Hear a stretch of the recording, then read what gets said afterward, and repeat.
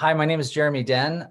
I joined ISA a while back, but I got on their radar because I submitted to the Emerging Screenwriter Genre Contest, and I also wanted to do the development slate evaluation along the way. So they invited me onto the development slate, and then a few months later, I found out that I actually won my genre in the contest. And now I'm a top 25 writer to watch in 2021. You know, to be perfectly honest, I wasn't so much after the Emerging Screenwriters Contest as I was after the ISA. So I learned from a previous script that the ISA gives really great notes. And I wanted some notes because this was an early draft. I mean, not too early. I don't submit it until I feel like it's at least ready for some notes.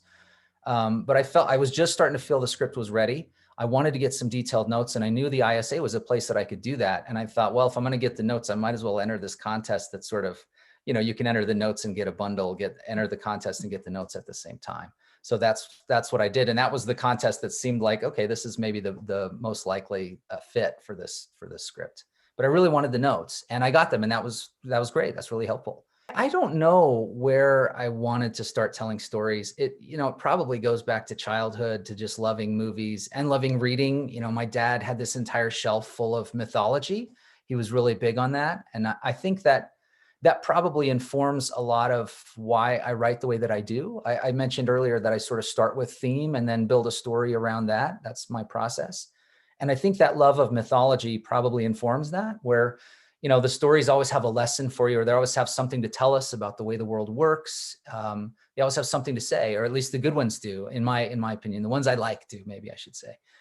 So I think all that mythology growing up, all those fables and all of those myths and legends really lit the fire.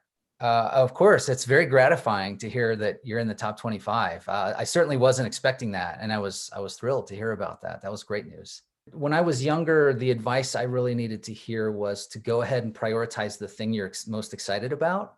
I certainly felt when I was younger, well, I can get to some writing. I've always wanted to write, but I felt like I can get to that once I get this part of my career stabilized, or kind of once, I have kids. Once I kind of get the kids to an area that they're okay. And I can't tell, to be honest, I don't know how much of that was me being afraid or avoiding it or something, and how much of it was just that I wanted to have a stable base where I could feel comfortable to write.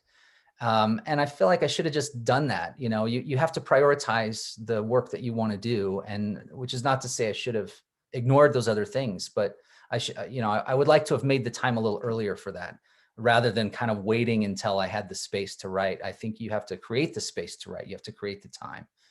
You have to set that aside if you want it to work. This year, I hope things get back to normal enough, and we'll just have to see what happens. But my goals are, one, with Breakwater City, this TV pilot. I'm really excited about kind of getting that out into the world and seeing where it can go. I also have this other project. It's called Beasts Undiscovered, that we've actually been working on for several years. I co-wrote that with somebody else, and we have the Jim Henson Company involved doing special effects, and we're really moving it along. And then COVID sort of, it's delayed some things, but it's still going ahead. If things go really well, we'll shoot this year. If COVID doesn't clear up fast enough, then we're on track to shoot next year. So I'm really excited about that. And then the other thing about being in the ISA top 25 is it's really kind of lit a fire under me to go, oh, I better live up to this. I better write some more stuff. I better crank out some more work. So yeah, I have a lot of things I'm excited about doing.